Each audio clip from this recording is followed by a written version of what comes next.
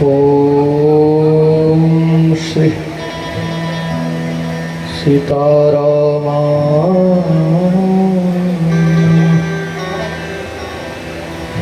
श्री गुरुचरण कमलेभ्यो नमः। श्री राम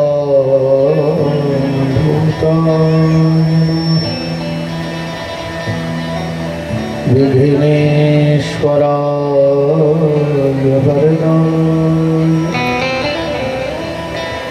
सुरप्रियाय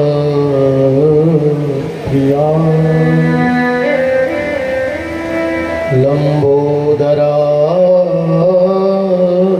सकलाय जगद्दिताय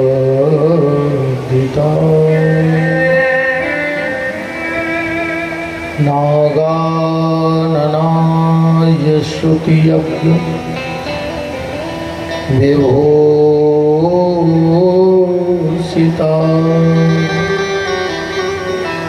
गौरीसुताय गणनाय नमो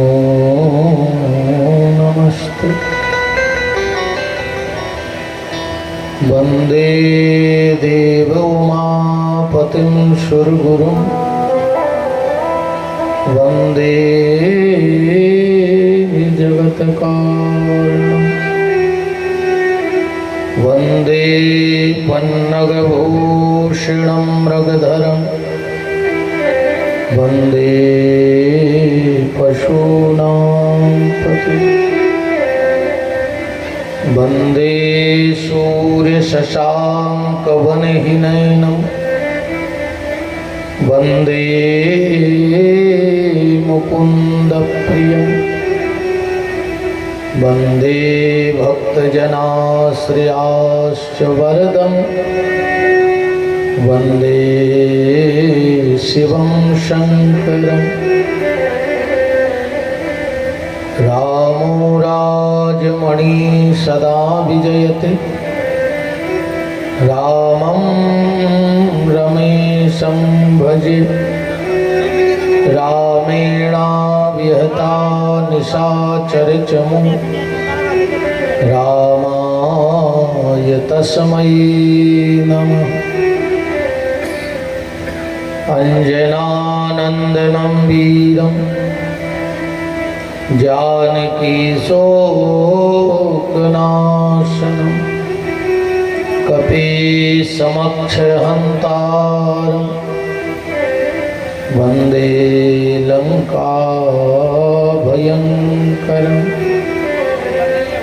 काहू को भरोसो गणेश शीश शारदा को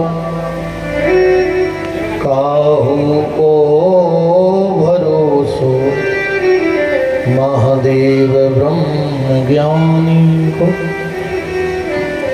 काहू को भरोसो गंगा यमुना लक्ष्मी को काहू को भरोसो सिंहवाहिनी भवानी को। आस तो लगी है प्रभु करे नाना निराश हमको तो भरोसो हनुमान अष्ट ध्यान को। शिव समान दाता नहीं विपत विदारन हार लज्जा मोरी राखियो वरधा के असवार। पुनि प्रभु मोहे न विसारियो चाहे लाख लोग मिल जाएं हमसे तुमको बहुत है तुमसे हमको ना। काहू के धन धाम है काहू के परिवार साथी के प्रभु सांवरे जीवन प्राण आधार। हरे रामा हरे रामा राम राम हरे हरे हरे कृष्ण कृष्ण कृष्ण हरे राम राम राम हरे हरे हरे कृष्ण कृष्ण कृष्ण हरे राम राम राम हरे हरे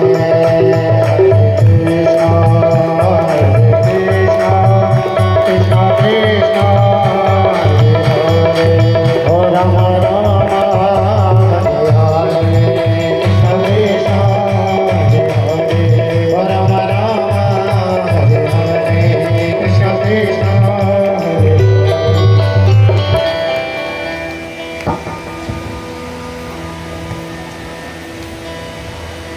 परस्पर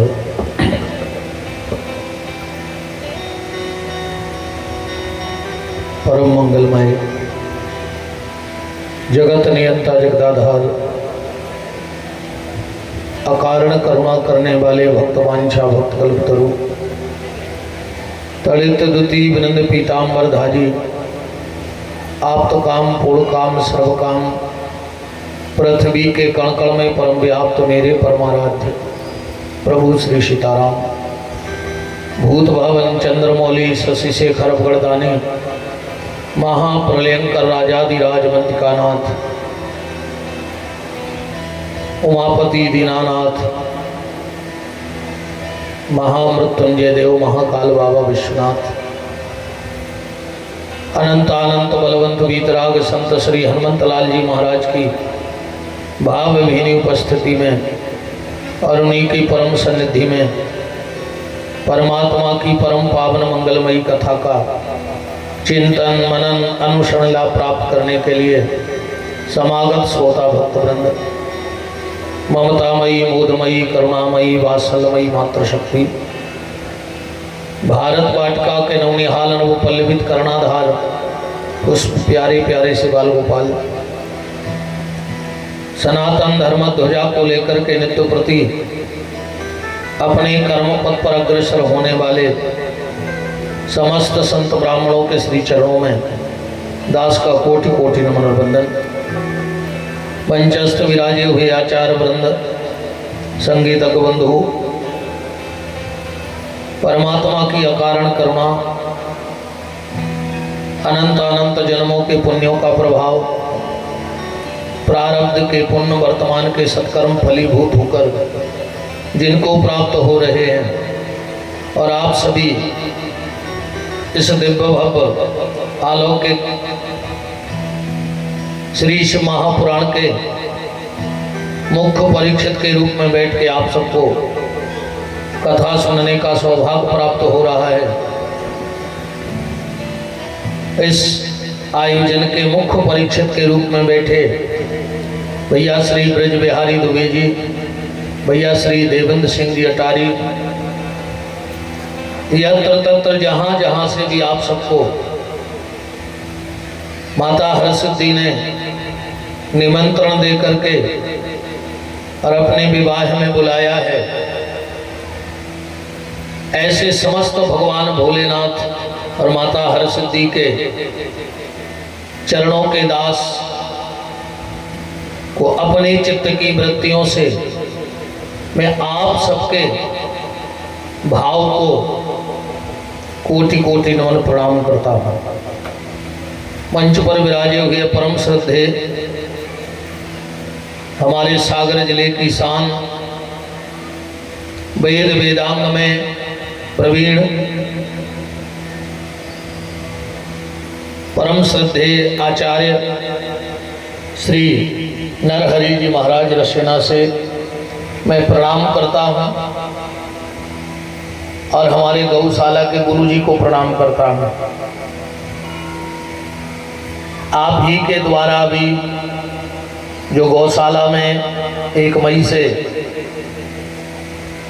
41 फुट के भगवान भोलेनाथ की प्राण प्रतिष्ठा, हमारे परमाराध्य आनंद कंद ब्रजेंद्र नंदन यदुकुल भूषण बांके बिहारी की प्राण प्रतिष्ठा का जो दिव्य कार्य हुआ वो हमारे आचार्य जी के ही शुभ हाथों से हुआ।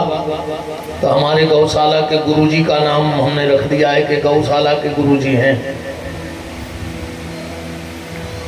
और बैठे रहो, आपको आज एक दायित्व और सौंपने वाले हैं बहुत जल्दी।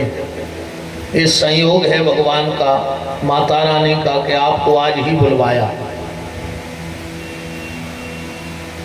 मैं सभी को जो जहां से पधारे हैं इस विवाह महामहोत्सव में सबका खूब खूब स्वागत है। थोड़ा सा हम यजमानों को भी कष्ट दे दें आज, तनक तनक सरक नहीं आवांगे, सबको बना ले तुम्हारे घर धनी आओ। हाँ, घर धनी तनागे फसर के आओ भाई, तुम्हारे सब मोड़ी के बाप आओ।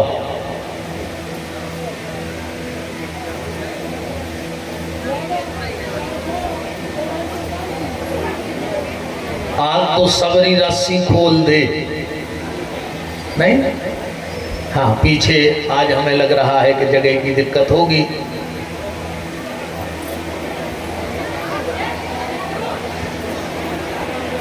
आराम से बिल्कुल।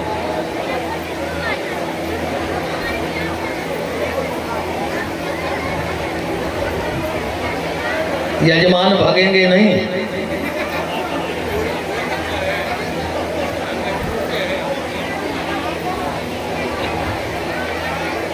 जगह पूरी कवर हो गई, पीछे भाई नहीं खाली। चलो कोई बात नहीं।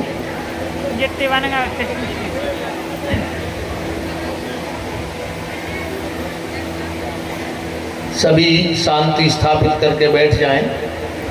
और दाऊजू अगर एक मीटिंग, राजेंद्र भैया अगर ज़्यादा हो तो एक यहाँ डलवा दो, बाहर जहाँ आप खड़े हो उसके ही बाहर डलवा दो। लगवाई है, चलो चलो।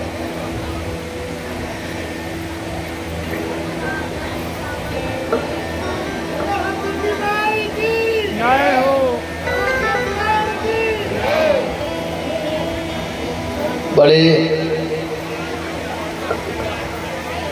आनंद का विषय है। हम लोग आज भगवती के इस शुभ कार्य में सम्मिलित हो रहे हैं। श्रावण का महीना है, अति पुण्यदायक यह आनंद बढ़ रहा है और आप सबकी उपस्थिति, यह भक्तों का विशाल जनसमूह इस कार्यक्रम की सफलता को बता रहा है। आप सबकी उपस्थिति ही इस कार्यक्रम की सफलता है। तो हम लोग कथा में प्रवेश करें। आज एक बात हम आपसे पहले ही कह दे रहे हैं। आपने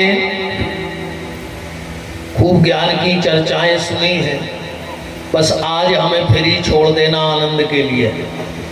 ठीक, आज भर फ्री छोड़ दो भगवान शंकर जी के विवाह में, कि अपन आज परम आनंद की तरफ चलें। ज्ञान तो हम कल से फिर आपको वैसे ही का वैसा देंगे, फिर नई नई कथाएं 2 दिन बिल्कुल वादा है। जो आपने सुना नहीं होगा अभी तक वो आपको कल परसों सुनाया जाएगा। पर आज के लाने तो हम बिल्कुल फ्री छोड़ दो आनंद के लाने। अपन अच्छो आनंद में भगवान शंकर जी को भी आओ कर लें। और उस आनंद की प्राप्ति के लिए हम लोगों को फिर वही आपसे निवेदन करूंगा कि जितना अधिक से अधिक हो सके भगवान का नाम जपना। क्योंकि यही भगवान का नाम हमें भव से पार करेगा। दूसरा कोई साधन हमें संसार से पार नहीं कर सकता है। आज की चर्चा को यहाँ से प्रारंभ करते हैं, ध्यान से सुनना। एक राजा के 3 बेटे थे। राजा बूढ़ा हो गया, उसको चिंता हो गई कि अब राजगद्दी किसको दी जाए। जायज है, चिंता तो होगी, क्योंकि राजा भी राजा सा होना चाहिए। मुखिया मुख सो एक, मुखिया मुख सो चाहिए, खान पान को एक। तो राजा बड़ी चिंता में था कि अपने किस बेटे को हम अपने राज्य का उत्तराधिकारी बना दें। तो एक दिन राजा ने अपने गुरुजी को बुलवाया। हल्ला नहीं करने अकेलो, बस शंकर जी जिनको तुम्हारे ब्याह में दोंदरा करे वो के मुंह में तो तन्य काटे आज। अब बोलो को बोल रहा हो, हम ही होने काटे, हम तो बोल रहे हैं।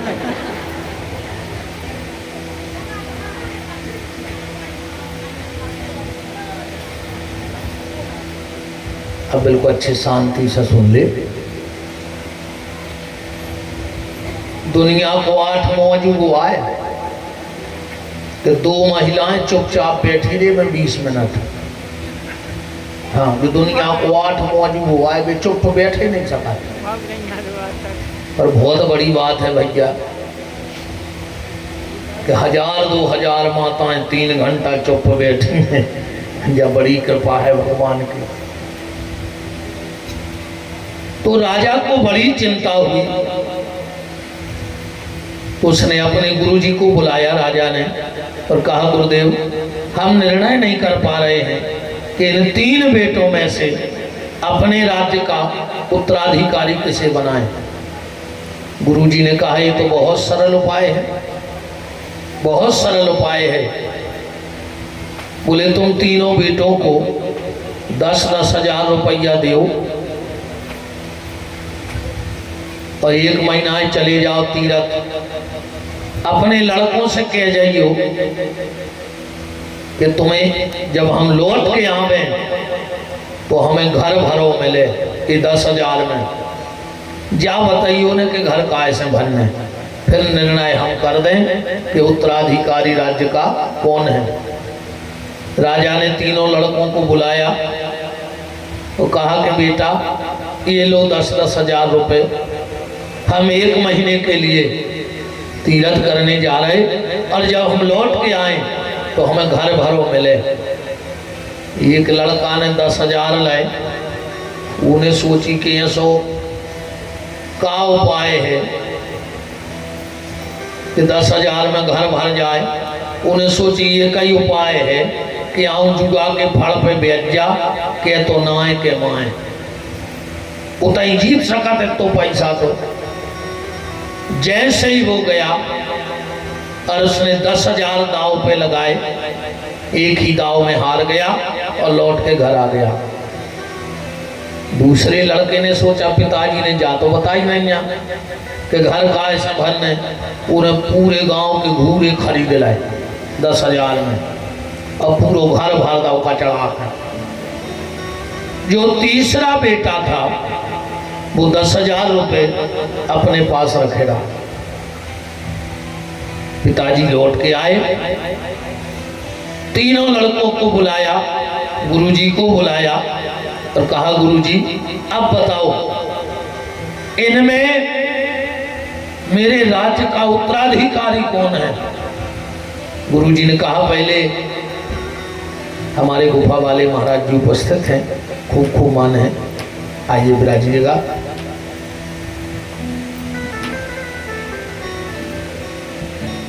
तीनों लड़कों से गुरुजी ने पूछा, बताओ तुम्हें पिताजी ने 10 हजार रुपये दिए थे, तुमने क्या किया। एक बोलोगे हमने तो जुगा के दाव पर खेल रहा है, उतना ही हार गए थे हम तो पहले ही देना, उतना ही से फिर ये दूसरे लड़के से कहा तुमने क्या किया? हमने घर भर दिया। कहाँ? गाय सो घर में नाक न दही जाए, पूरे गांव के घूरे धरे वो। तीसरे लड़के से कहा तुमने क्या किया? सबसे पहले तो उसने 10,000 रुपया निकाले। बोले पिताजी जी तुम्हारे पैसा दो। बोले तुमने घर नहीं भरा? बोले पिताजी घर तो हमने भर दिया। बोले पैसा खर्च किया नहीं और घर भर दिया? बोले गुरुजी पिताजी आपने जा थोड़ी कही थी कि पैसा खर्चा ही हो जाए। आपने तो पैसा दे के जा कही थी कि घर भर ले। अब घर भर में पैसा खर्च करने की क्या जरूरत है? बोले काहे से भरा तुमने घर?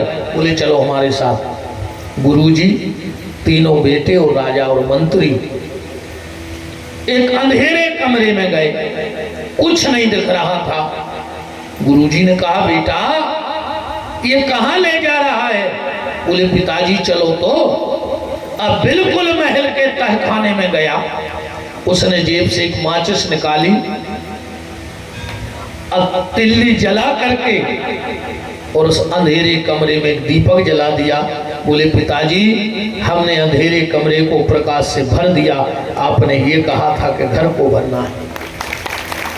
गुरुजी ने कहा राजा यही तेरा बेटा तेरा उत्तराधिकारी बनने वाला है। अब बात को समझना, वो 3 बेटे कौन हैं? उन तीनों में से कहीं ना कहीं हमारा नंबर फंसता है। 10,000 रुपए क्या है? ये 10 इंद्रियों वाला बहुत कीमती शरीर परमात्मा रूपी पिता ने जीव रूपी पुत्र को दिया है। बड़े बेटे ने क्या किया? जुआ खेल दिया। हमने भी विषय वासनाओं के दाव पे ये 10 इंद्रियों का बेशकीमती शरीर नष्ट कर दिया, किसी काम का नहीं रहा।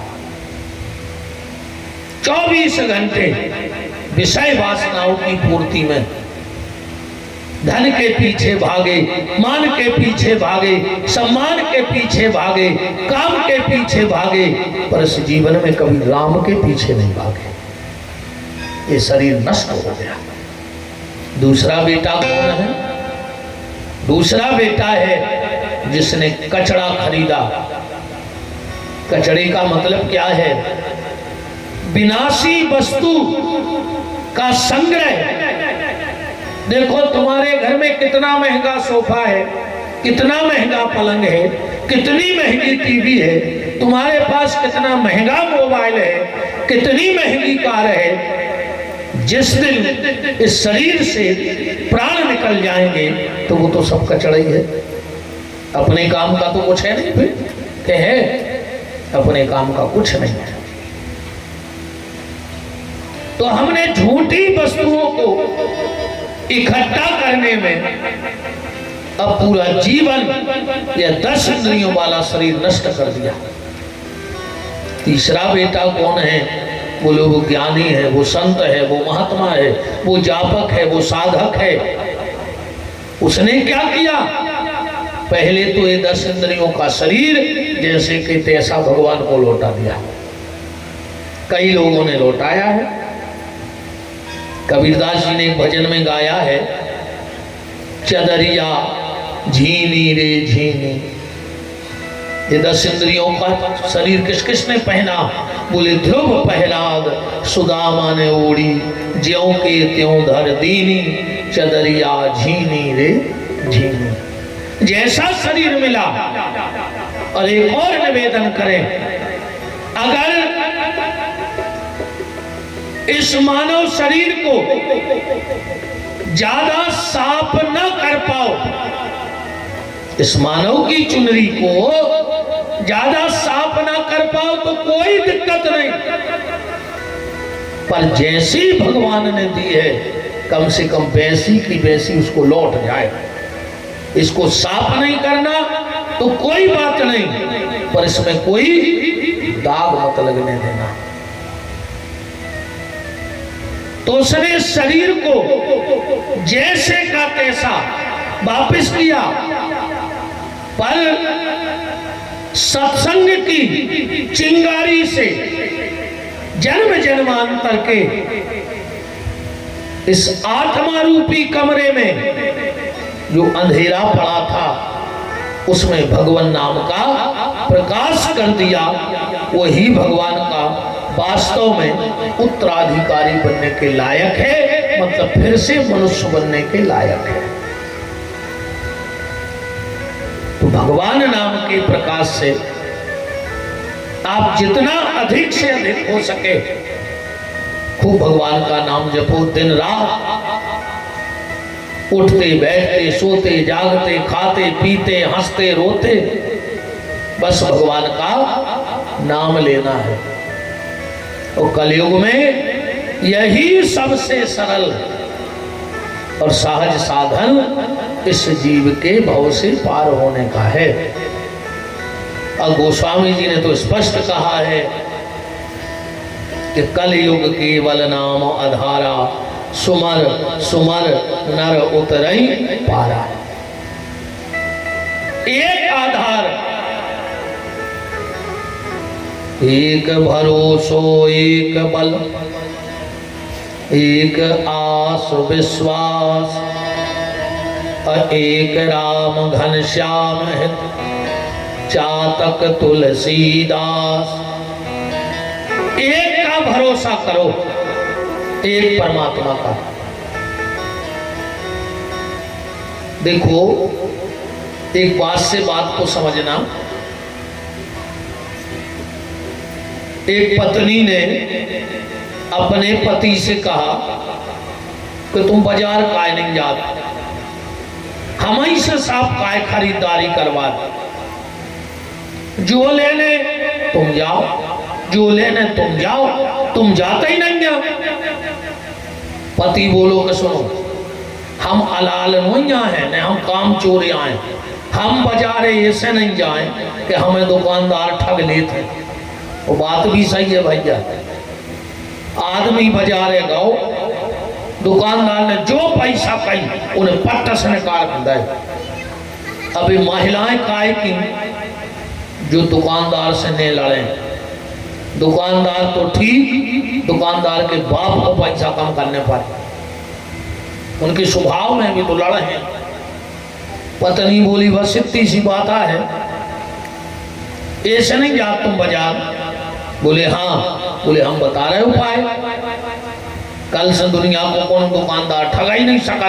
बोले का जो दुकानदार कहे जो भी वस्तु की कीमत तुम के आधे भर कर जज्जो, कौन दुकानदार में दम नंजा का तो ठग ले गए। एक हो में लगाओ मंत्र, देखो गुरु मंत्र तो कह नहीं सका, पर पत्नी मंत्र कह सकता था। पत्नी मंत्र मिल गया। बरसात को टाइम है, जो सवेरे गौ बाजार, एक हो लेने तो छत्ता, अच्छी बड़ी दुकान पर पहुंचो। दुकानदार बोलो आओ बच्चा राम राम, सुनाओ। कह लगे यार एक छत्ता दे दे, सबसे अच्छो दिखाओ। उन्हें अच्छो छत्ता निकाल कर दो। कितने को है? कह लगो 100 रुपया को। देखो तुरंत खबर आ गई कि हमारी पत्नी ने कही थी कि आधी कर दी। कह लगो 50 में पर है। दुकानदार कह लगो ने हमारी ने तुम्हारी सवेरे को है बाप, आखिरी लग है 90। जो बोलो 45 निकाल है, तो मंत्र रटकाओ। तो पत्नी ने कही है कि जो दुकानदार कहे उके आधे करने। दुकानदार बोलो सुनो, हमारी ने तुम्हारी खरीद के खरीद में 80 लगे हैं, के लोगों 40 निकाल हैं। दुकानदार के लोगों यार तुम पहली बार आए हो बहन जी, तहीं से सामान लेते हैं, लाखों रुपया को सामान जात घर के ऐसी दुकान। चलो लाए के लाए में दो 70, जो कह लोगों 35। ऐसे को तो वो ही रट गई कि जो दुकानदार के में ओके आधे करने हैं। वो गुस्सा आ गई यार, क्या पागल है यार। कह लोगों अच्छा तुम एक काम करो, फ्री में ले जा। वो कहने लगो फ्री में ले जाए तो 2 ले जाए, एक नहीं ले जाए। फ्री में ले जाए तो क्या ले जाए? 2। बस इतना सी बात है। एक बात बताओ, अगर वो व्यक्ति एक भाव में रुक गया होता तो उसे छत्ता मिल जाता कि नहीं मिल जाता है? पर वो भाव में नहीं रुका, इसलिए उसे छत्ता नहीं मिला। बस प्यारे, यही सोचने वाली बात है। जब एक भाव में रुके बिना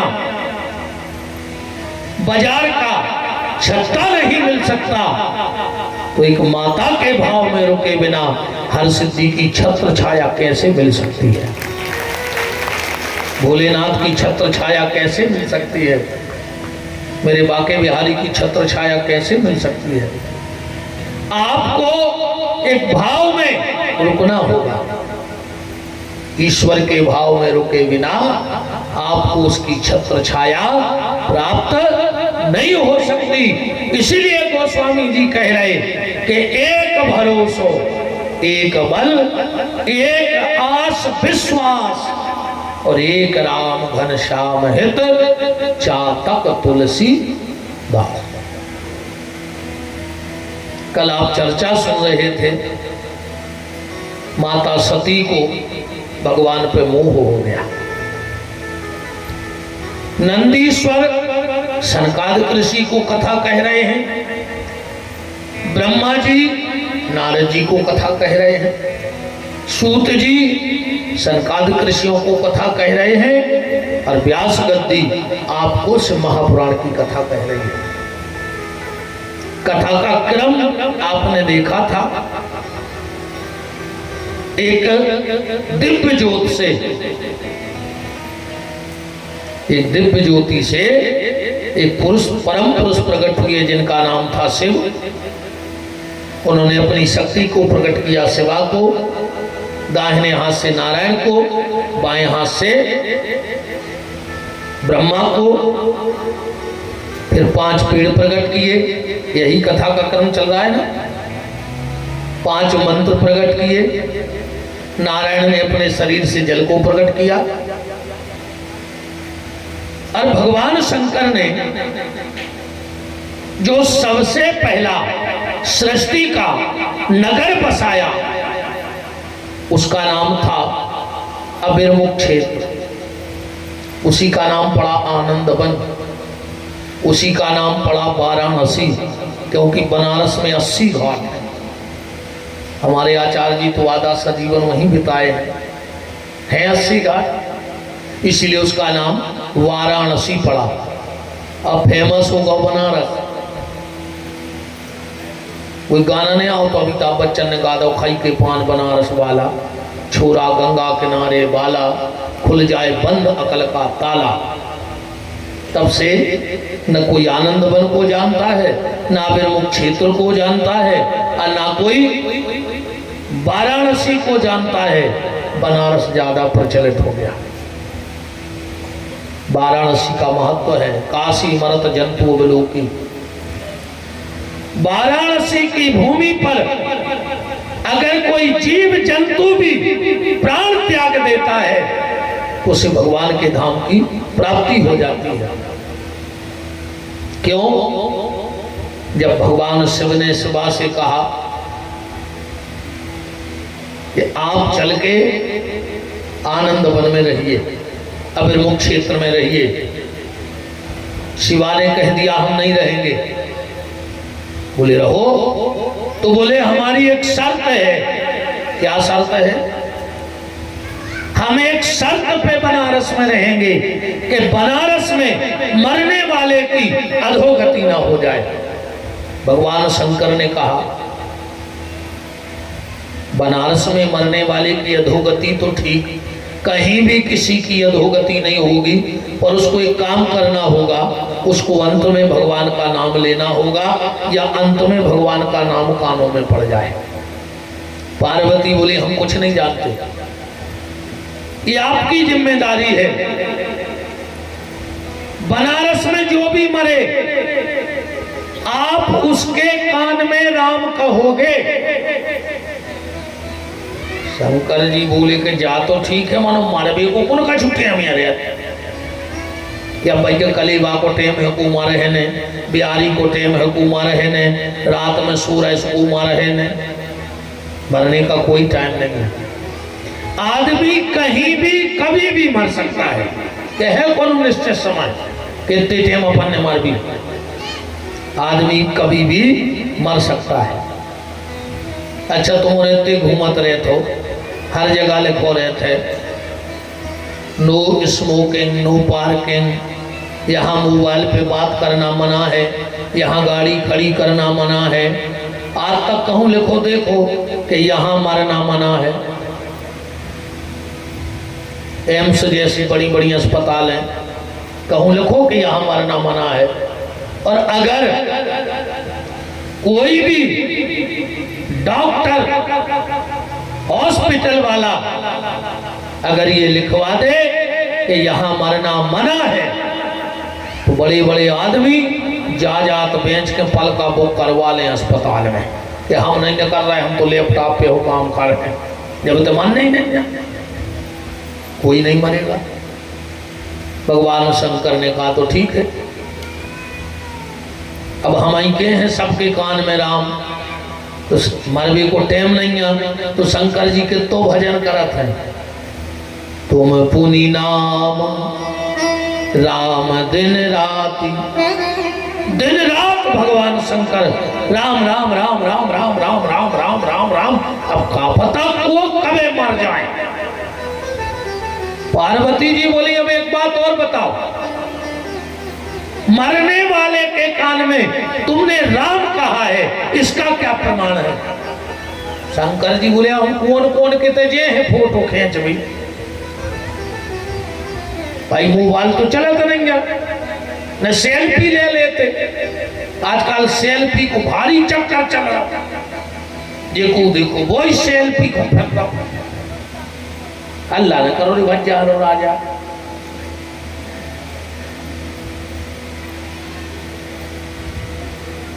अच्छा का है क्या आजकल एक जो नियम सो चलो है सेल्फी को, हमसे तो ज्यादा बनत नहीं है, उमें सो वो करने पड़ा नहीं पूछा नहीं जी को जी खेचा तो नहीं कर जा सोरसा हो रहा है। कहूँ ऐसा ही फोटो खींचत रहे तो कछु दिन में मोड़ी मोड़ा हो बादकों कैसे बच्चा जे जे लंबे हुए चेपला से हो कछु दिन में जाके मेरे को गारंटी जानी।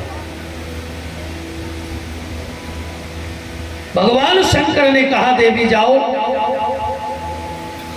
तुम्हें विश्वास दिलाने के लिए मैं तुम्हें एक वचन देता हूं। आज से जो भी वाराणसी की भूमि में अपने प्राण त्यागेगा उसका दाहिना कान थोड़ा सा टेढ़ा पड़ जाएगा।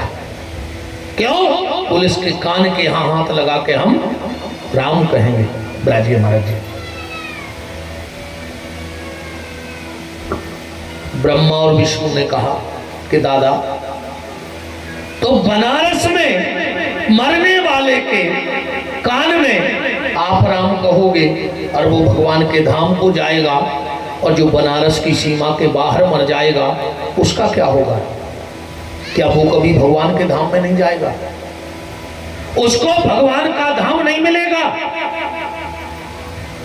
भगवान शिव कहते हैं नारायण, और ब्रह्मा मेरी बात ध्यान से सुनो, बनारस में मरने वाले के कान में हम राम कहेंगे, पर जो बनारस के बाहर मर जाएगा, अगर उस व्यक्ति को, मरे हुए व्यक्ति को 4 आदमी उठाएंगे और पीछे पीछे जो लोग शमशान ले जाएंगे, अगर वो ये कहेंगे कि राम नाम सत्य है, राम नाम सत्य है, तो उसको भी भगवान के धाम भेज दिया जाएगा। ये हमारा वरदान है। शिवा ने कहा फिर हमारे गांव में, हमारे नगर में और दुनिया में क्या अंतर रहा? हम तो कुछ विशेष चाहते थे बनारस में, तो वो तो दुनिया में सब लोग मरने वाले को 4 लोग उठाएंगे और राम राम कहते हुए चले जाएंगे, फिर बनारस का महत्व क्या रहेगा? भगवान शिव ने कहा देवी जाओ, एक काम का वचन मैं तुम्हें देता हूं, जो बनारस में होगा वो दुनिया में कहीं नहीं होगा। बोले कौन सा? बोले सारी दुनिया में, भारत में सूर्यास्त के बाद कभी मुर्दा नहीं जलाया जाएगा, और सूर्यास्त के बाद जिसको मुखाग्नि दे दी जाएगी उस जीव की कभी गति नहीं बनेगी। पर मैं तुम्हें वचन देता हूं कि वाराणसी में मणिकर्णिका घाट पर 24 घंटे मुर्दा जलाया जाएगा, वहां रात में जलने वाले की गति हो जाएगी। बनारस में मणिकर्णिका घाट पर, मणिकर्णिका घाट, मणिकर्णिका घाट पर 24 घंटे मुर्दा जलता है, 24 घंटे। वहां तो जो वहां लोग रहते हैं, चंडाल जिनको कहते हैं, वो तो 10-20 चिता पहले से ही तैयार करके रखते हैं। अब वो भी कम पड़ जाती है। तो कहा देवी पूरी दुनिया में खाली बनारस में रात्रि में मुर्दा जलाया जाएगा, और कहीं सूर्यास्त के बाद मुर्दे को मुखाग्नि नहीं दी जाएगी। और भगवान शंकर ने एक वचन और दिया, बहुत ध्यान से सुनना। हमारे यहां से जब मिट्टी उठती है घर से तो मरघट को जाती है, तो घर से और मरघट के बीच में एक जगह बीच में मिट्टी उतारी जाती है, उतारी जाती है। हर गांव में नियम है, और ये सागर जिले का नियम नहीं, आप कहीं भी चले जाओ। घर से मिट्टी उठेगी और शमशान जाने के पहले एक बार बीच में हर गांव में एक जगह निश्चित होती है कि वहां पर उतारी ली जाती है। क्यों ली जाती है, इसका क्या कारण है? बीच में मुर्दे को क्यों उतारा जाता है? जितने भी श्रोता हो, किसी को पता हो, खाली उसने हमारी कथा में न सुना हो। अगर उसने कहीं हमारी कथा में सुन लिया हो तो उसे निश्चित पता होगा, पर किसी आप लोगों को पता है कि बीच में मुर्दा क्यों उतारा जाता है? क्या कारण है मुर्दा उतारने का? ध्यान से सुनना बात को, और इस बात को दिमाग में बिठा लेना कि मुर्दा उतारने का कारण क्या है। भगवान शंकर ने कहा देवी, जो व्यक्ति जिसकी कोई क्रिया ना बन पाई हो, उसकी दाह संस्कार की क्रिया ना बन पाई हो, उसका विधिवत पिंडदान ना हुआ हो, उसकी अस्थियां फूल बरभाल इलाहाबाद ना गए हो,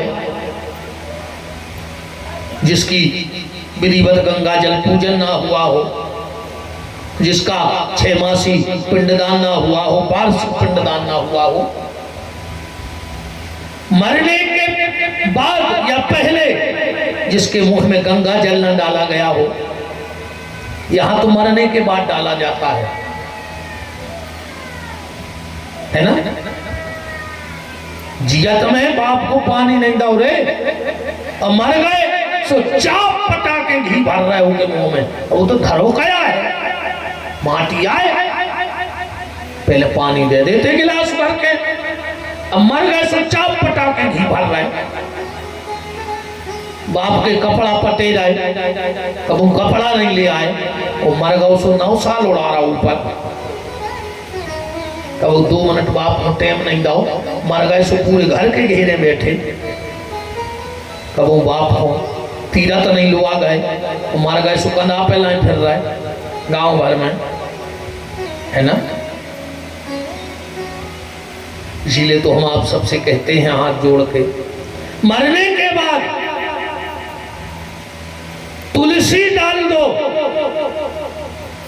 गंगा जल पिला दो, ये देह की शुद्धि हो सकती है, ये देह की शुद्धि है। पर जिस आत्मा को परमात्मा के यहाँ गई है वो तो अशुद्ध ही चली गई। इसीलिए तो आपसे निवेदन है, एक एक तुलसी का दाना अपने गले में जरूर धारण कर लेना। पता नहीं कब एक्सीडेंट में मर जाएं, कब किसी बाढ़ में मर जाएं।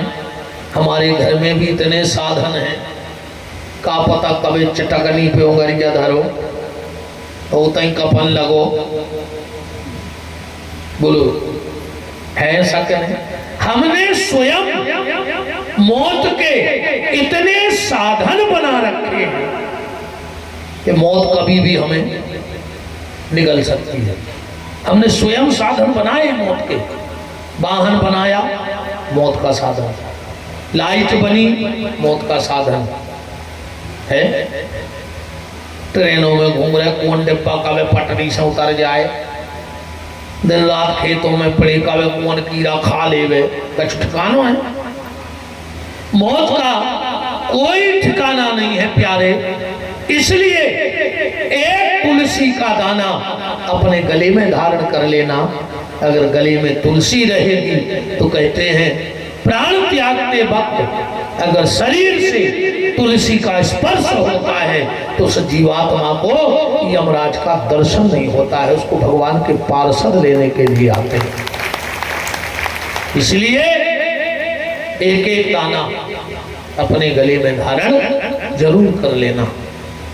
यही हमारी से महापुराण की दक्षिणा होगी। हाँ, जितने भी यजमान हो, जितने तुलसी माला कंठी धारण किए हो, बहुत अच्छी बात है। न किए हो तो इस महापुराण के बाद एक एक तुलसी का दाना गले में जरूर धारण कर लेना। तुम्हें याद रहेगा कि हमें माता हरसिद्धि के दरबार से प्रसाद के रूप में तुलसी का दाना मिला था और उसी दिन से हमने धारण कर लिया। जब जब भी स्नान करो, पद्म पुराण में लिखा है कि अगर तुलसी का दाना शरीर में लगा हो और वो व्यक्ति स्नान करता है तो उसको सारे तीर्थों में स्नान करने का रोज फल मिलता है। खाली तुलसी का जल शरीर से लग जाए तो पूरे तीर्थों के स्नान का फल रोज मिलता है। एक एक दाना तो धारण कर ही लेना। तो बात चल रही है कि घर से जब शरीर उठाया जाता है तो बीच में उतारा क्यों जाता है, इसका क्या कारण है? तो भगवान शंकर कहते हैं कि देवी आज के बाद जिसने जीते जी तुलसी नहीं पहनी, जिसने जीते जी गंगा जल आचमन नहीं किया, जिसने कोई तीर्थ नहीं किया, हाथों से कोई दान नहीं किया, नेत्रों से संत सदगुरु और परमात्मा का दर्शन नहीं किया, कानों से जिसने भगवान की कथा को नहीं सुना, ऐसा आदमी अगर मर जाए तो उसकी तो अधोगति होगी कि नहीं होगी? वो तो घोर नरकावासी होगा। जिसने कभी कथा ना सुनी हो, कीर्तन ना किया हो, नेत्रों से संत सदगुरु परमात्मा का दर्शन ना किया हो, तो बढ़ाइएगा महाराज जी।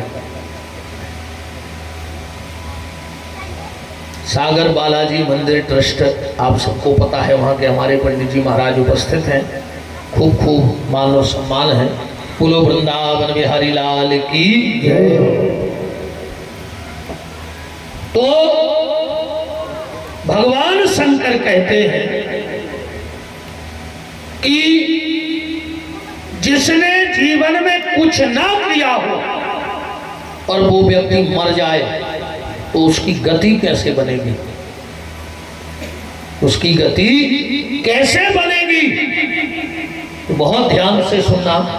भगवान शंकर कहते हैं कि मरे हुए व्यक्ति को जब घर से उठाया जाए और अगर उसे बेल के वृक्ष के नीचे रख के और फिर उठा के शमशान घाट ले जाया जाए तो भगवान शंकर कहते उसको भगवान से मिलाने की गारंटी हमारी है। इसलिए घर से मुर्दा उठता था और कहाँ उतरता था? बेल के वृक्ष के नीचे। ये विधान है। अपन हो पता मता है नहीं, अपन धरता बंगूरा के नीचे, अपन हो पता है नहीं, अपन धरदा को मौका के नीचे, अगले जन्म में वो दारूखोर होगा। जबकि शास्त्र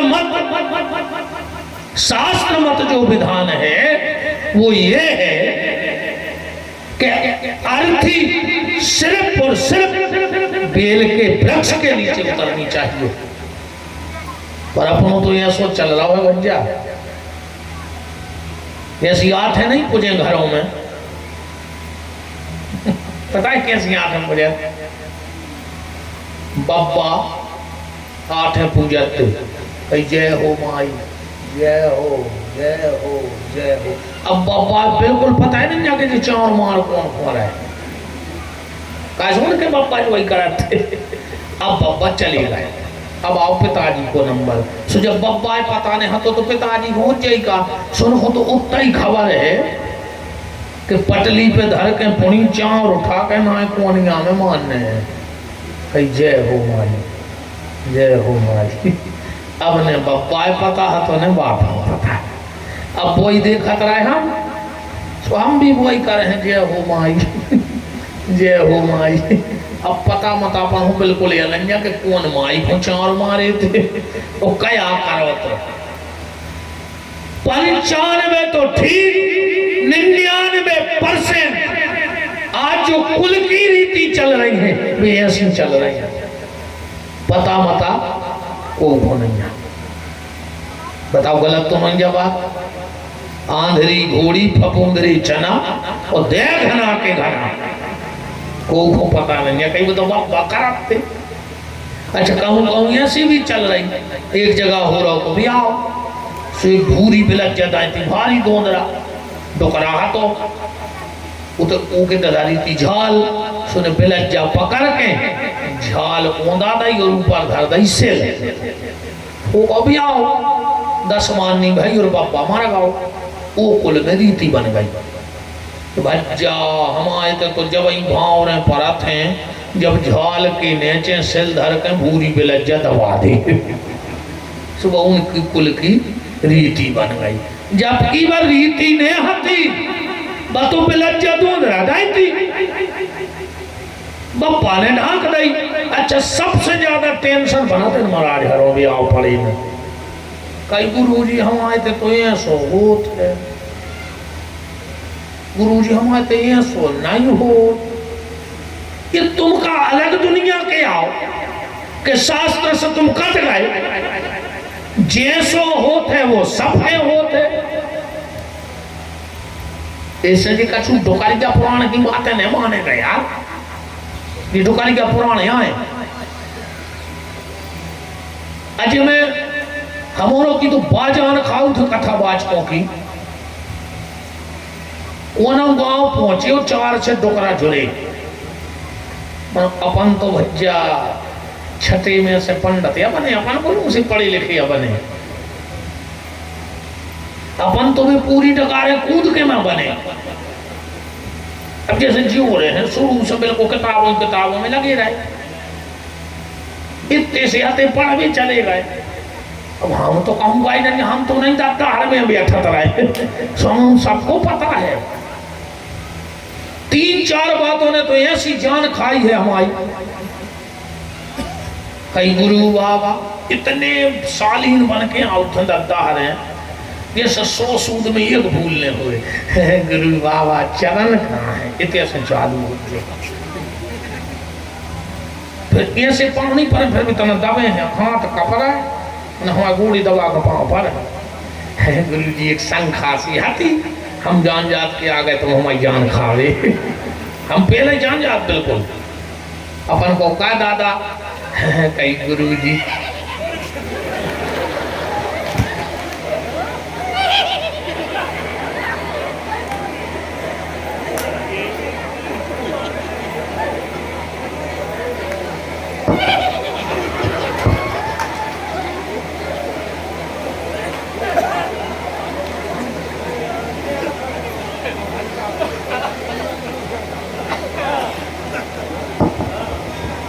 अच्छा पता है बात है का पूछत तो सांची बताचो 4 प्रश्न महाराज जी। गणेश जी की मूल कहाँ है, जैसे हमने काट लाई हुई। शंकर जी की गुरु जी को वहां है। अमास को चंद्रमा कहाँ है और जनक जी की ससुराल कहाँ है। यही 4 बात है। हमने सबसे पहले यही 4 ढूंढी थी। हमें पता है तो हमारा ज्ञान खे हो तो हम पहले ही ढूंढ लाई थी। जब इतनी सब दुनिया की ढूंढ लाई तो वे तो ढूंढ ही लाएंगे। बात सिर्फ ये कर रहा हूं आपसे कि मुर्दे को बेल के वृक्ष के नीचे उतारना चाहिए। पुराण में लिखा है कि अगर धोखे से भी मरा हुआ व्यक्ति, मरा हुआ मृत शरीर अगर बेल की छाया में से भी निकल जाता है, अंतिम यात्रा अगर बेल के नीचे ना भी उतरे और उसकी छाया से भी निकल जाए तो भगवान शंकर ने पार्वती को वचन दिया है कि उसको भगवान से मैं मिलाऊंगा जिस मृत आत्मा के शरीर पर बेल का वृक्ष लग गया। मैंने आपको बताया था कि जो भगवान शंकर के मंदिर के बगल में बेल का वृक्ष लगा देता है उसकी 7 पीढ़ी तक धन की कमी नहीं होती, और जो भगवान शंकर के मंदिर में शमी का वृक्ष लगा देता है उसके घर में वाहन दुर्घटना नहीं होती है।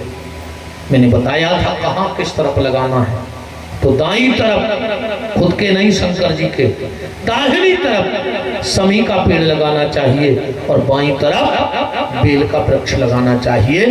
ये ग्रंथों का निर्णय है। तो भगवान शंकर ने कहा कि देवी सारी दुनिया में तो सूर्य अस्त के बाद मुर्दा नहीं जलेगा, पर तुम्हारे ग्रह नगर बनारस में तुम्हें यह सुविधा दी जाती है कि 24 घंटे वहां मुर्दा जल सकता है। ऐसे भगवान सृष्टि के क्रम को बढ़ा रहे थे। वाराणसी का महत्व आपने सुना होगा। सदन कसाई की चर्चा को। सदन कसाई मांस का व्यापारी था, बहुत ध्यान से सुनना, मांस बेचता था। पर सदन कसाई के पास उनके आजे पराजों के हाथ के भगवान सालक राम थे गंडकी नदी के। मैंने पिछली बार आपको बताया था, फिर मैं ये बात 2 मिनट में उतना विस्तार नहीं करूंगा, पर दोहराए देता हूं। इसलिए दोहराए देता हूं, अगर 25 नए श्रोता भी बैठे होंगे तो उन 25 तक हमारी ये बात पहुंच जानी चाहिए। दुनिया में कोशिश करूंगा कि हर सनातन धर्मी तक हमारी ये बात पहुंच जाए कि हम सनातन धर्मी हैं।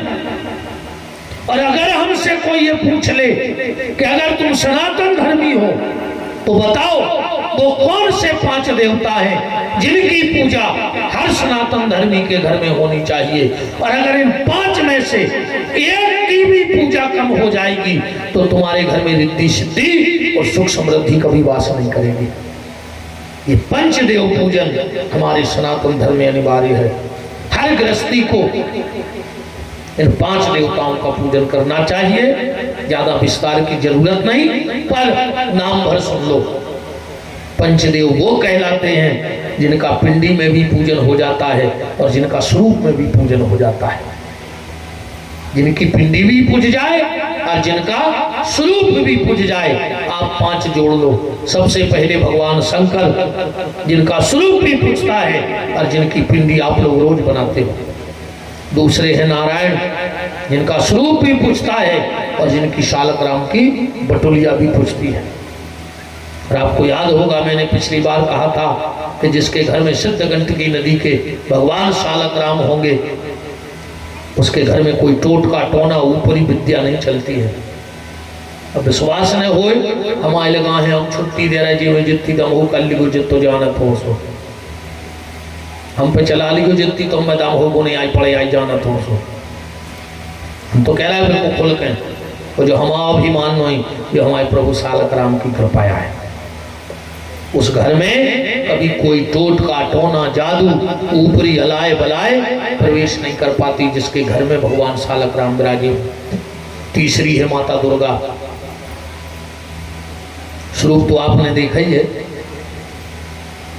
पिंडी, एक तो भीतरी पिंडी के रूप में विराजी है माता हरसिद्धि। दूसरा, वैष्णव देवी कौन कौन गया है, हाथ उठाओ। वहां पिंडी है कि मूर्ति? पिंडी है ना, तो इससे सिद्ध होता है कि पिंडी पूछती है। चौथे हैं भगवान गणेश। हम खाली नाम बता रहे, ज्यादा विस्तार में नहीं जा रहे। चौथे हैं भगवान गणेश, जिनका स्वरूप आप सबने देखा है। अब पिंडी कहाँ पूछती है? आज कहने में अच्छा लगेगा, अच्छे विद्वान मंच पे विराजे हैं। हम लोग गोबर के गणेश जरूर बना लेते हैं, पर ये वैदिक परंपरा नहीं है। गोमयम गौरी, ऐसा ही है महाराज जी। गोमयम गौरी, गोबर की गौरी जी बनत है। तो गणेश जी काय के बनत? बोले फलमयम गणेश। आप लोगों ने देखा होगा, जब यज्ञ अनुष्ठान होता है तो हमारे आचार्य लोग एक सुपारी में मौली लपेट करके दोना में रख देते हैं और कहते हैं चलो गणेश जी का पूजन करो। फल के गणेश बनते हैं, वो पिंडी है। और कभी आपके घर में कोई अनुष्ठान हो गए, ऐसे वैदिक आचार्य पधारे, विधि विधान से कोई अनुष्ठान करें, तो निश्चित है वो दोना में गणेश गौरी जरूर बनाएंगे। और जब वो जाने लगे तो घर के दरवाजे भिखारी बन जाना, कहना गुरुजी सब ले जाओ, सब आपका है, पर ये दोना उठा करके हमारी गोदी में डाल दो। पूछो आचार्य जी से, हमने गौशाला में आपकी जिस दिन विदाई होने लगी, हमने कहा महाराज जी सब आप ले लो, सब आपका है, बस ये दोना हमारी गोदी में डाल दो। हमारे गौशाला की रिद्धि सिद्धि बनी रहे, हमारी गौशाला की प्रगति बनी रहे, हमारी गौशाला उत्तरोत्तर वृद्धि को प्राप्त होती रहे। तो आचार्य जी ने स्वयं अपने हाथ से हमारे राम को वो 7 दिन के पूजे हुए गणेश गौरी हमने ले लिए थे। वो आपको मिल जाए, आपके घर में रिद्धि सिद्धि जा ही नहीं सकती। उनको ले जाकर अपने पीले कपड़े में या लाल कपड़े में बांध करके अपनी तिजोरी में रख दो, आपको कोई ज़्यादा भटकने की आवश्यकता नहीं पड़ेगी। तो चौथे हो गए भगवान गणेश। और 5वें हैं सूर्य, जिनका स्वरूप तो आपने देखा होगा। 7 घोड़े सफ़ेद लगे हैं रथ पर, अरुण जिनके सारथी हैं। ये तो हो गया स्वरूप। पिंडी कहाँ है? सूर्य का लाकट देखा होगा आपने, उसमें ना मुंह है, ना हाथ है, ना पाँव है, ना पेट, ना पीठ, खाली मुंह है। वो सूर्य की पिंडी है। और यही पंचदेव पूजन में है, शिव, विष्णु, दुर्गा, गणेश और सूर्य। यह हमारे पंचदेव हैं, इनका पूजन करना चाहिए हर व्यक्ति को। इन 5 की पूजा सब लोग किया करो, फिर देखो आप अपने घर की रिद्धि सिद्धि। तो सदन को उनके कोई आजे पराजे सालक राम संत दे गए होंगे। जब तक बब्बा रहे पूजा भाई, सदन ने तखरिया को धरो बना लो, पासंग कोई के भजन को मांस में छन लगे। एक बार वहां से कोई संत निकले, देखा कि सदन के तराजू पर प्रभु सालक राम हैं, पास में गए, बोले भैया जय सिया राम। बोले जय सिया राम, ये हमें मिल जाएंगे, चाहे तो कुछ पैसा ले लो। सदन ने कहा बाबा जी पथराया है हमारे का काम को, तुम ले जाओ, हम दूसरों धरो बना ले, हम दूसरों बना ले। महात्मा बड़े प्रसन्न हुए और सिद्ध गंडकी नदी के वो सालक राम लेके जंगल में अपनी कुटिया पे गए। पंचामृत से नहवाया, पंचगव्य से शुद्ध किया, खूब चंदन लगाया, तुलसी चढ़ाई, काला तिल चढ़ाया, भोग लगाया, खूब स्तुति उतारी और रख के सो गए। आधी रात में महात्मा की नींद खुली तो किसी के सिसकने की आवाज आ रही थी, कोई रो रहा था। महात्मा उठ के देखे कि बियाबान जंगल है, और इस जंगल में रो कौन रहा है? देखा तो डिब्बे में भगवान सालक राम जी रो रहे थे। महात्मा बोले प्रभु तुम रो रहे? भगवान बोले कि महात्मा हमारे सदन के करे आओ, हम बिना सदन के न रह पे, हमें वो की याद आ रही। महात्मा बोले अति कर दी तुमने तो, बताओ वो मांस की तखरिया पे धर के मांस बेच रहा हो, वो कौन रो रहा है? हमने पंचामृत से सपराओ स्तुति करत फिर रहे। भगवान बोले देखो महात्मा वो तो अपनो अपनो भाव है, तुम्हारों को जो लगत है कि सदन हमें तखरिया पे धर के मांस बेच रहा हो, और हमें जो लगत है कि वो कछु काम ही नहीं है, वो दिन भर में तखरिया पे झूला झूलाते रहते। महात्मा तुम्हें लगता है कि वो अपने ग्राहक से बात कर रहा है, पर सदन ने जिंदगी में कभी झूठ नहीं बोला आज तक एक समय। और सांच बराबर तप नहीं और झूठ बराबर पाप, जाके हृदय सांच है ताके हृदय आप। महात्मा की आंखों में आंसू आ गए। धन्य रे सदन, आज तेरे कारण भगवान हमें दर्शन दिए। उठाया डिब्बा, आधी रात में पहुंचे, सदन के घर की कुंडी खटखटाई, सदन तो सो रहा था। जैसे ही किवाड़ खोले, हाथ जोड़े, महात्मा ने कहा सदन तू धन्य है, जिसको तू साधारण पत्थर समझ रहा था, ये गंडकी नदी के सिद्ध सालक राम है। सदन, आज तेरे कारण प्रभु का दर्शन हुआ है, मैं तुझसे कुछ मांगू। सदन ने कहा बाबा जी अब अगर हम तुमसे कुछ मांग है तो मिले। महात्मा बोले सदन गर्दन दे दे काट के, ये के पीछे भगवान मिली हुकुम का नहीं दे। सदन बोले तो हमें कुछ नहीं चाहिए, तुम्हारे गले में जो माला झोली है वह दे दे। महात्मा ने अपने गले की माला झोली निकाली और सदन को दे दी। सदन ने वही माला झोली में धरी, सालक राम की बटुलिया। बोले कहाँ जा रहे? बोले अब सीधे पूरी जे हैं, अब दुनिया में न रहे। चले, चलते चलते गांव में पहुंचे, शाम हो गई थी। एक झोपड़िया के बाहर एक पति और पत्नी दोनों बैठे थे।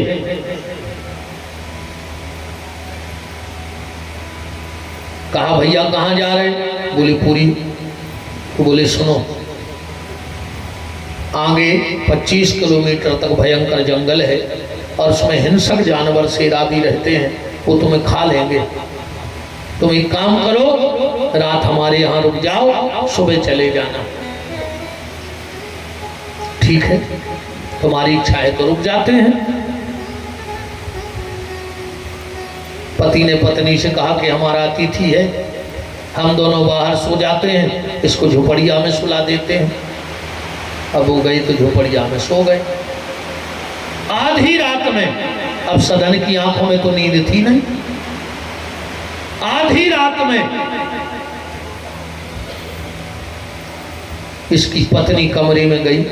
सदन ने कहा अरे बहन तुम? इसने कहा नहीं, हम तुम्हारे पास बहन के भाव से नहीं आए, हम तो तुम्हारे पास पत्नी के भाव से आए। सदन ने कहा अरे राम राम राम राम राम, बहन ये क्या कह रही हो? बोली हम समझ गए, तुम हमारे पति को डरा रहे, रुक जाओ। ये नारी बाहर आई, पति सो रहा था, इसने उठाई कुल्हाड़ी और अपने पत्नी के टुकड़े टुकड़े कर दिए पति के। मेरा पति मर गया, अब कोई डर नहीं। सदन ने कहा बहन ये तो तूने बहुत गलत कर दिया। तो ये जोर जोर से चिल्लाई। आसपास के जो लोग थे वो इकट्ठे हो गए, क्या बात है? बोले देखो इस राहगीर को मेरे पति ने इसे रात में रुकने की जगह दी, इसने रात में आके मेरा हाथ पकड़ा, हमने कहा हम पति को जगा देंगे तो इसने हमारे पति को काट के फेंक दिया। गांव के लोगों ने सदन को बांधा और बांध करके राजा के पास ले गए। जो राजा ने देखा झोली में कौन है? भगवान सालक राम है ना सदन के, तो उनका प्रभाव था। राजा की थोड़ी सी बुद्धि परिवर्तित हुई और राजा ने कहा वैसे तो तुझे मृत्यु दंड मिलना था, पर क्या पता मेरा मन तुझे मारने का नहीं कर रहा है, पर मैं राजा हूं और मुझे दंड देना मेरा नियम है। तो जा, मैं आदेश देता हूं, जिन हाथों से तूने इस नारी को छुआ और जिन हाथों से इसके पति को मारा, तेरे दोनों हाथ काट दिए जाएं। सदन के दोनों हाथ कटवा दिए राजा ने। सदन विचार कर रहा है कि बताओ, जब तक मांस बेचत रहे सो बुखार नहीं चढ़ो, अब पहली बार गले में झोली माला का डारी, भगवान ने हाथ ही कटवा दे। रोता हुआ वो पुरी पहुंचा, और जैसे ही पुरी पहुंचा और जाके सीधा दंडवत किया, तो मानो भगवान ने नए हाथ सदन के निकाल के बाहर कर दिए हों। दोनों हाथ बाहर आ गए, भगवान जगन्नाथ प्रकट हो गए। बोलो सदन। सदन ने प्रश्न किया, भगवान अगर मैं पापी हूं तो आप क्यों मिले, और अगर मैं पुण्यात्मा हूं तो मेरे हाथ क्यों कटे? बात में भी दम है। अगर मैं पापी हूं तो मुझे आप नहीं मिलते, और अगर मैं पुण्यात्मा हूं तो मेरे हाथ क्यों कटे? भगवान जगन्नाथ कहते हैं कि सदन ध्यान से सुनो, तुम काशीपुरी नगरी के बहुत ही सदाचारी ब्राह्मण परिवार में थे। तुम्हारा शुरू से मन भगवान शंकर के चरणों में लगा था, बहुत प्रेम था तुम्हें भगवान भोलेनाथ से, पर तुम बैठ करके मुझे पाना चाहते थे। बनारस में जंगल में भजन कर रहे थे, तुम्हारे सामने एक गैया निकली और पीछे से कसाई जा रहा था, पीछे से एक कसाई जा रहा था। उसने तुमसे पूछा कि यहाँ से गैया निकली, तुमने दोनों हाथ उठा के कह दिया यहाँ निकल गई। सदन, जो तुम देखकर आए हो ना कि उस नारी ने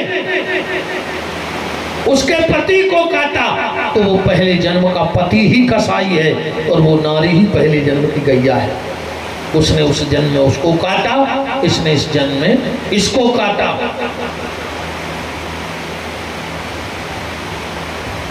और तुमने दोनों हाथ उठाए थे, तुम्हारे हाथ कट गए।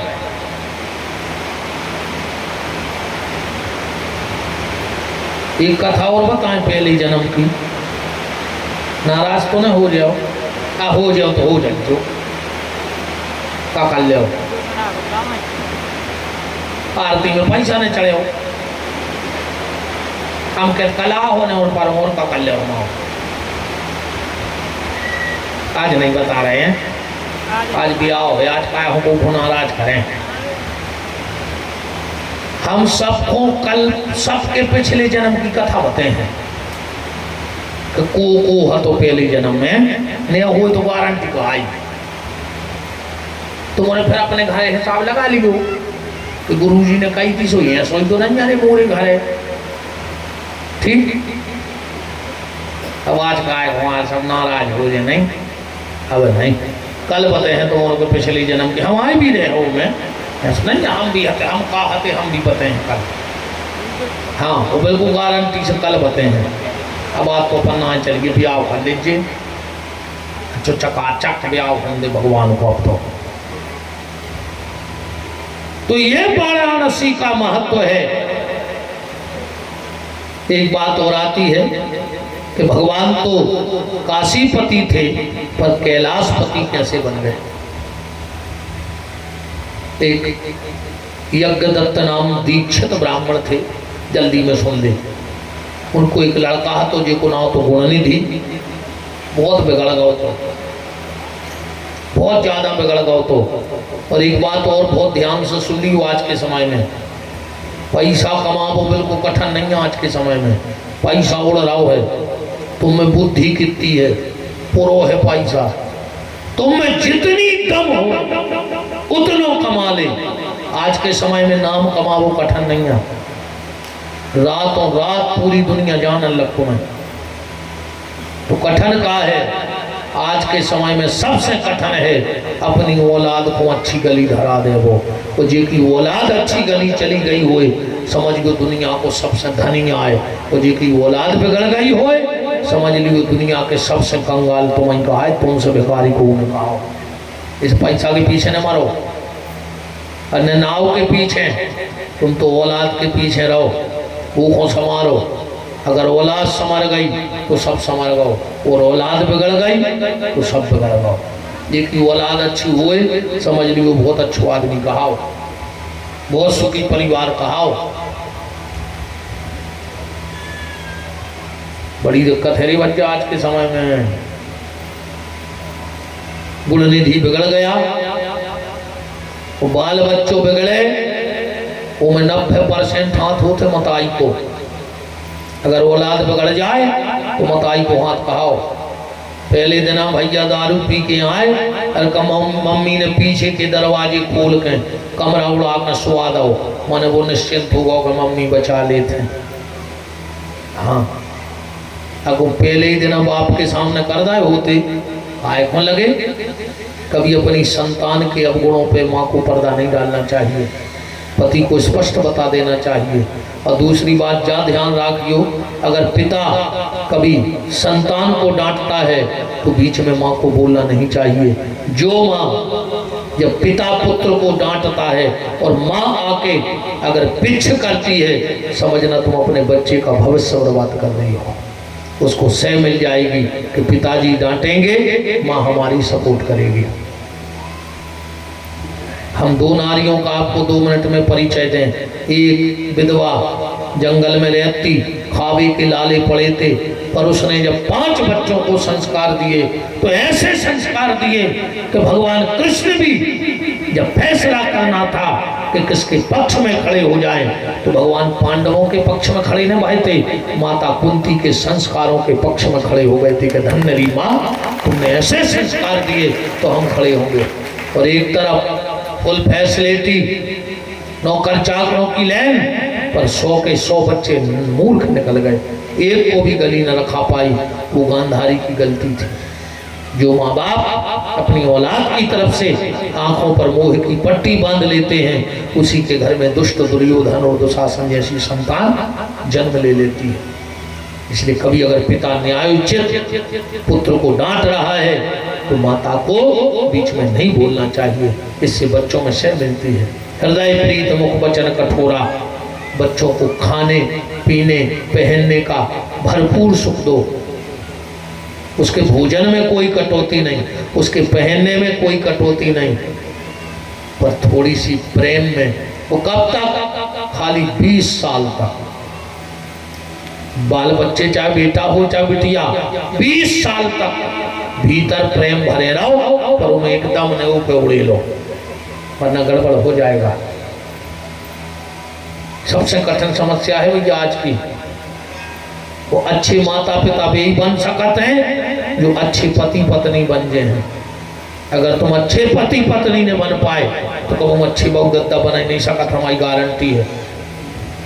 जब तुम दो ही आदमी खुदा ही चिरैया बिलैया घाई लड़ो तो मोड़ी मोड़ा का डांट बताओ। जब तुम खुदा ही लड़ो, पति को कभी बच्चों के सामने अपनी पत्नी को गाली नहीं देनी चाहिए। हम तो कहते गाली कबू दो ने, वो लक्ष्मी है, तुम्हारी गृह लक्ष्मी है। जो पति अपनी पत्नी को शब्द बोलता है, गाली देता है, एक तो वो 1 नंबर का कायर है, 1 नंबर का कायर है। वीर नहीं कहा है वो जो घरवाली घुमारे और गाली देवे, वो है कायर, बुजदिल। 1 नंबर का कायर और 1 नंबर का बुजदिल। कभी पत्नी को शब्द नहीं बोलने चाहिए, वो तुम्हारे घर की लक्ष्मी है।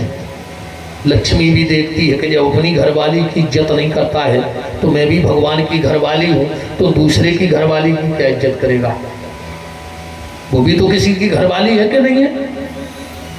वो नारायण की घरवाली है, भगवान की घरवाली है। तो वो देखती है कि जो अपनी घरवाली का सम्मान नहीं करता वो दूसरे की घरवाली का क्या सम्मान करेगा, इसलिए हम इसके घर में जाने नहीं। पति पत्नी को झगड़ा नहीं करना चाहिए। अच्छा, मम्मी पापा लड़े और मोड़ी मोड़ा दूसरे कमरा में थप्पड़ी बजा था, काय बोले बिना टिकट को सर्कस चालू। न पैसा लगने न कछु भी लड़ पड़े कोई घर ही नहीं बन रही। दो ही आदमों की बता तुम्हारे बहुत दमदार कहा है कि 3 घंटा बैठे हुए लड़ने गए। एक जगह हमारी कथा भाई, वो जजमान आरती कराए और पीछे भाग जाए तीसरे दिन से।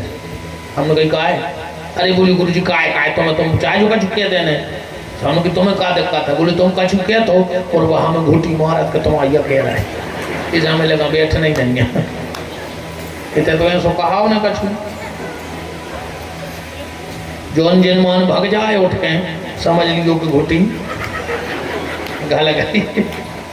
हाँ जे को भागे और पीछे बैठ जाए अलग, और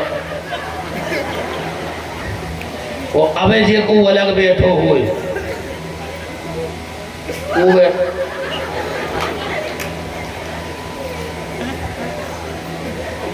जे को अबे अलग बैठो हुए काय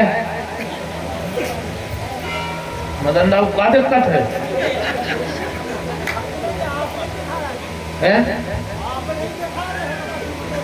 मंडप के मारे आप नहीं दिखा रहे। अच्छा मड़वा के मारे हम नहीं दिखा रहे। अरे तो तना मुआ को बेच जमनो सब जाने जाने कि घुटी तुम्हारी में गली का आई नहीं बता हम तो बेच जा। अच्छा ये थे अबे अच्छी से दिखा नहीं जाओ।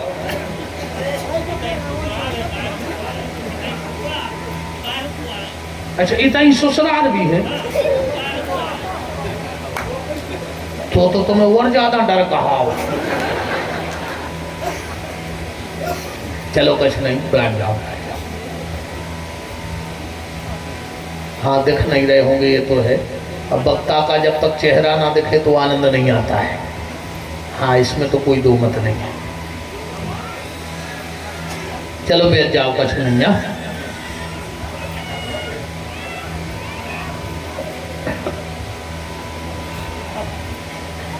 एक दिन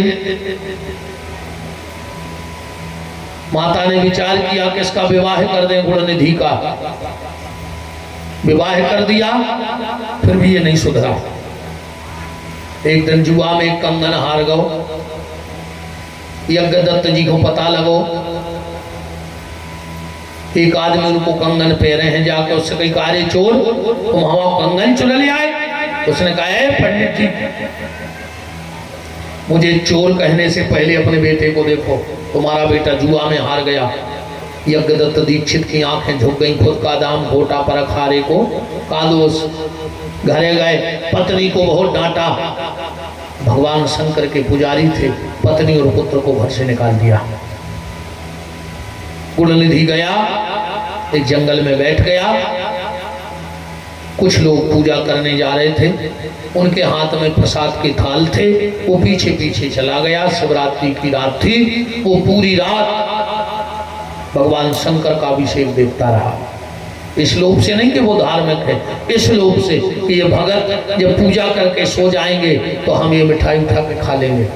जैसे ही चौथे पहर में आरती हुई, यजमानों की जंगल में नींद लग गई। ये चुपचाप गया और वहां भगवान शंकर का जो दीपक रखा था वो लौ कम हो रही थी। इसने अपना कपड़ा फाड़ा और दीपक को तेज कर दिया।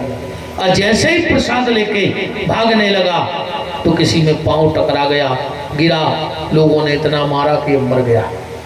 जैसे ही मरा यम के दूत आए और पीछे से भगवान सबके गण आ गए और आकर के कहा है इसे कहाँ ले जा रहे?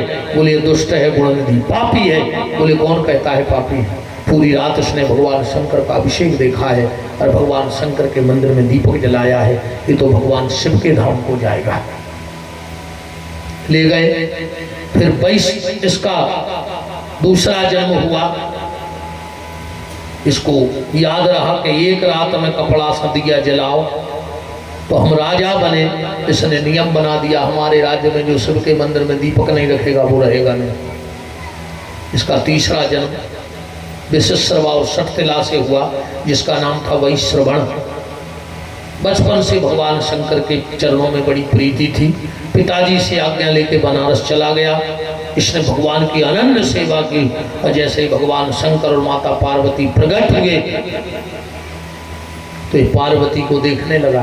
पार्वती को क्रोध आ गया, अरे दुष्ट, तू मुझे तिरछी निगाह से देख रहा है। शंकर जी ने हड़िया में उठाओ घाम ने करो पानी गिर रहा हड़िया में उठे है नहीं तो कैलाश में कौन बासनों को सेटिया धरो, देखो पानी भी गिरा घाम भी न करो। दीपा पोतिया हो रही थे। एक बार एक आदमी ने हमसे पूछी, गुरु जी जा बताओ जब पानी गिरा सो लाइट का चमका, हम तुम्हें तो ही पता नहीं है। बोले काहे, हम की भगवान टार्च जला के देख के कहाँ गिरेगा कहाँ नहीं गिरो, जहाँ नहीं गिरो तो वह गिरा टार्च से देखा तो उनकी लगा बड़ी किसान टार्च है। तो देख रहा है कि लीपा पोती कहाँ हो गई। पार्वती ने कहा, मूर्ख, तू मुझे तिरछी निगाह से देख रहा है, जा मैं तुझे श्राप देती हूं कि तेरी एक आंख फूट जा। कुबेर रोने लगा। शंकर जी ने कहा, क्या बात है? बोले माता ने मुझे गलत श्राप दे दिया। बोले क्यों? बोले हम इनको गलत नजर से नहीं देख रहे थे, हम तो ये देख रहे थे कि मुझे 3 जन्म लग गए भगवान भोले शंकर की एक झलक पाने के लिए। इस देवी ने आखिर ऐसा कौन सा पुण्य किया था कि 24 घंटे भगवान शंकर के चरणों में रहती है। हम तो इनके भाग्य की सराहना कर रहे थे। पार्वती ने कहा, अब तो गलत हो गया तो जाओ, गलती से मैंने तुझे श्राप दिया है, तेरी एक आंख तो फूट जाएगी, इसलिए तेरा नाम हो जाएगा कुबेर। एक आंख की न हो वो कुबेर कई जा संस्कृत में क्यों आचार दे। अब आजकल अपन को पता मता है ना, यहाँ बच जाए आए 10 जनों में कई तो मैंने को नहीं जाना था हमारे क्षेत्र के कुबेर यहाँ है, सुबह फूल गए, जबकि अब्बा पता ही नहीं जाके कहीं गया है। कुबेर माने पैसा वाला नहीं होते आए, कुबेर माने अच्छा पनी के लग भज्जा तो कुबेर है क्षेत्र के, भज्जा ऐसे बैठे और भज्जा पता है नहीं कि हमसे क्या कहा था। शब्दों ही को तो चैन है। अब जैसे हम कौन से कह दे में ठाड़ी करके भज्जा क्षेत्र में शेर है तो भज्जा अकड़ जाए बिल्कुल, हाँ कृपा है तुम्हारी। अगर सीधी कह दे में तुम अच्छे जानवर हो, अब भाई लड़ पा हमसे जानवर के सो लड़ पर वो शेर कह दे सो खुश दियो, जबकि शेर तो सो जानवर ही जाए। हमने कही तो जानवर ही है। एक आंख फूट गई इसलिए नाम कुबेर पड़ा। माता पार्वती ने कहा, मैंने गलती से तुझे श्राप दे दिया, जा मैं तुझे धनाधिपति की पदवी देती हूँ, संसार का सारा धन तेरे संरक्षण में रहेगा। भगवान शंकर ने कहा, वह हमसे क्या चाहते हो? बोले माता ने सब दे दिया। भगवान शंकर ने कहा, मेरा कोई मित्र नहीं है, आओ आज हम तुमसे मित्रता करते हैं। तो वैश्रवण की देखो अपन अब कुबेर कहने लगे, एक आंख नहीं आंसू, कुबेर की और शंकर जी की मित्रता हुई। कुबेर की राजधानी क्या है? कुबेर का नगर क्या है? अलकापुरी। और अलकापुरी की राजधानी क्या है? कैलाश। कहा प्रभु आपको मित्र के घर चलना है। भगवान शंकर ने कहा चलेंगे। तो वही काशीपति अपने मित्र की राजधानी कैलाश के लिए जा रहे हैं। आप लोग गाती हो ना, सब शंकर चले कैलाश बुंदियां गिरने लगी। बहुत स्वागत हुआ भगवान शंकर का। ऐसे भगवान काशीपति से कैलाशपति बन गए। बोलो कैलाशपति भगवान की जय हो। सती से विवाह हुआ था, कल आप सुनाई रहे थे। सती राजा दक्ष के यज्ञ में जाके समाप्त हो गई।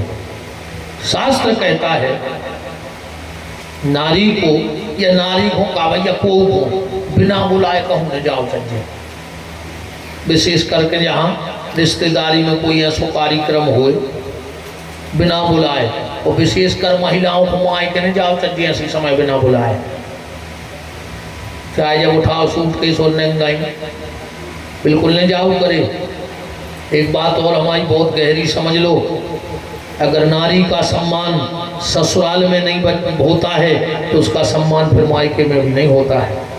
मायके वाले भी फिर वो सम्मान नहीं करेंगे। अगर तुम्हारा ससुराल में सम्मान है, तुम्हारे घर में तुम्हारा सम्मान है, तो तुम्हारे मायके में भी सम्मान रहे।